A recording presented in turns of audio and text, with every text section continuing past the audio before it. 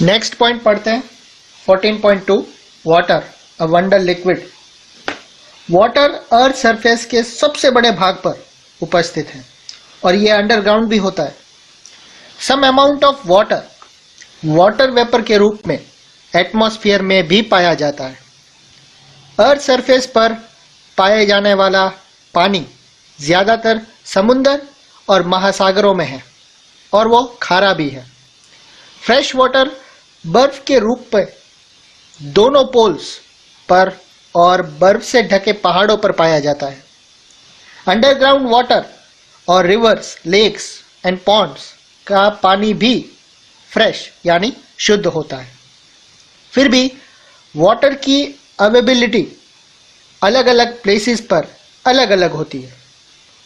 Summer में ज़्यादातर जगहों पर वाटर की शॉर्टेज होती है। रूरल एरियाज में जहां पानी के लिए वाटर सप्लाई सिस्टम नहीं है, वहां लोगों को ज़्यादातर दूर से पानी भर के लाना पड़ता है। एक्टिविटी देखते हैं, एक्टिविटी 14.7। बहुत से म्यूनिसिपल कॉरपोरेशन वाटर की अवेलेबिलिटी को बढ़ाने के लिए वाटर हार्वेस्टिंग टेक्निक्स पर काम कर रहे हैं। पता लगाइए ये कौन सी टेक्निक है और ये यूज़ के लिए अवेलेबल पानी की मात्रा बढ़ाने में किस तरह से काम करती है। लेकिन पानी इतना ज़्यादा ज़रूरी क्यों है और क्या सभी लिविंग ऑर्गेनिज्म को पानी की ज़रूरत होती है? सभी सेल्यूलर प्रोसेसेस वाटर मीडियम में ही होती है। सभी रिएक्शंस जो हमारे शरीर में या सेल्स के अंदर होती है वो पानी में घुले हुए सब्सटेंसेस में ही होती है। शरीर के एक भाग से दूसरे भाग में सब्सटेंसेस का ट्रांसपोर्ट घुली हुई अवस्था में होता है। इसलिए ऑर्गेनिजम्स यानी जीवित प्राणी जिंदा रहने के लिए अपने शरीर में पानी के लेवल को मेंटेन रखते हैं। टेरेस्ट्रियल लाइफ फॉर्म्स को जिंदा रहने के लिए फ्रेश वाटर की ज़रूरत होती है, क्योंकि खारे पानी में सॉल्ट यानी नमक की ज़्यादा मात्रा होने के कारण उनकी बॉडी उसे सहन नहीं कर पाती। इसलिए एनिमल्स एंड प्लांट्स को ज़मीन अर्थ पर जिंदा रहने के लिए आसानी से पानी मिल जाए, ऐसे सोर्सेज ज़रूरी है। एक्टिविटी 14.8 दी गई है। किसी नदी, तालाब या झील के पास एक छोटी जगह को सिलेक्ट करें। मान ले वो 1 मीटर स्क्वायर। इस एरिया में पाए जाने वाले डिफरेंट प्लांट्स एंड एनिमल्स की संख्या को गिने। हर एक स्पीसीज की अलग अलग गिनती करें।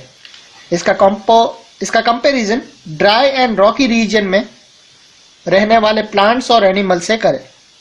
क्या दोनों एरिया में पाए जाने वाले प्लांट्स और एनिमल्स एक ही तरह के हैं? नेक्स्ट और एक और एक्टिविटी दी है 14.9।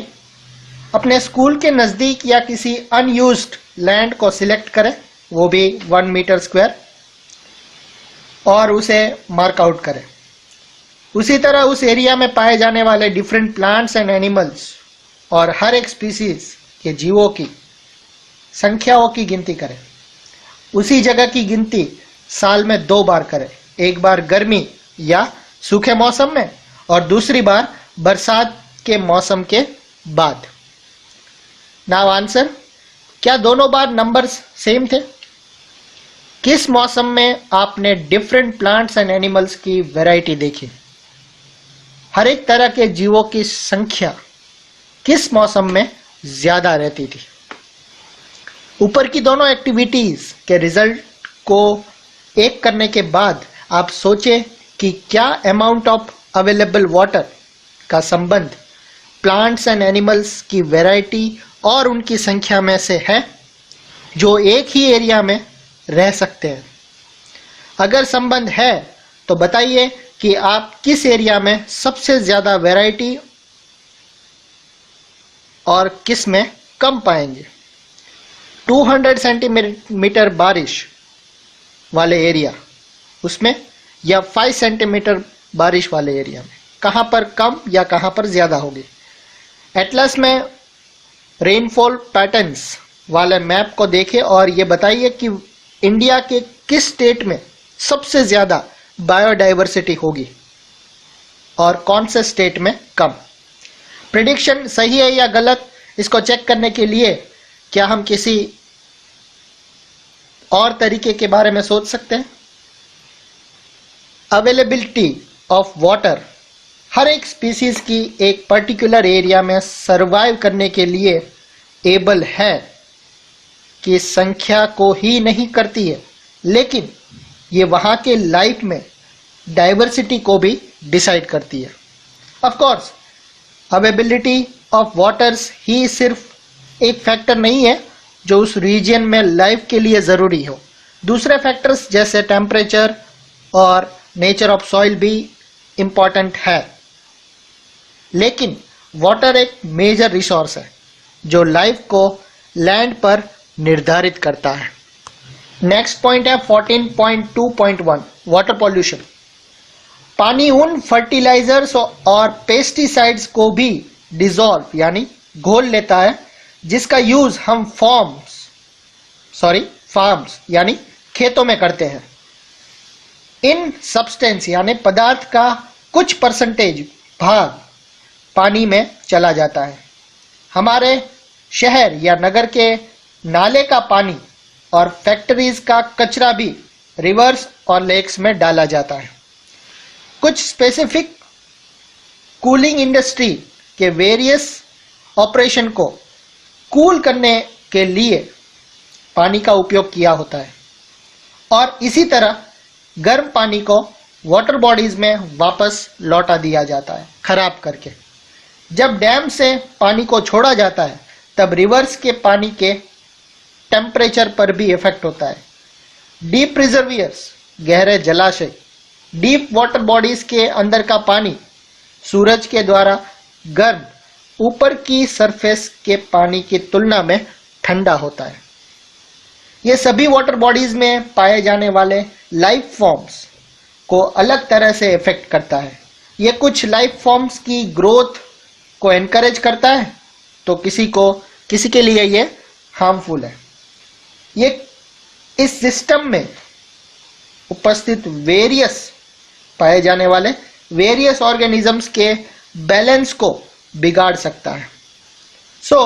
हम फॉलोइंग इफेक्ट को दिखाने के लिए वाटर पॉल्यूशन शब्द का उपयोग करते हैं। वाटर बॉडीज में अनडिजायरेबल सब्सटेंस का मिलना, ये सब्सटेंसेस का फर्टिलाइजर्स और पेस्टिसाइड्स हो सकते हैं जो खेतों में यूज होते हैं, या वो पेपर इंडस्ट्री में यूज होने वाला पॉइजनस सब्सटेंस जैसे मर्क्यूरी सॉल्ट हो सकते हैं। ये बीमारी फैलाने वाले ऑर्गेनिजम्स जैसे कॉलेरा फैलाने वाले बैक्टीरिया भी हो सकते हैं। डिजायरेबल सब्सटेंस, जरूरी सब्सटेंस को वाटर बॉडीज से हटाना, खुली हुई ऑक्सीजन पानी में रहने वाले प्लांट्स एंड एनिमल के द्वारा यूज हो जाती है। किसी भी तरह का चेंज जो इस खुली हुई ऑक्सीजन की अमाउंट को कम करता है उसका एक्वाटिक ऑर्गेनिजम्स, एक्वाटिक एनिमल्स पर उल्टा असर होता है। वाटर बॉडीज से न्यूट्रिएंट्स की भी कमी हो सकती है। थर्ड है अ चेंज इन टेम्परेचर।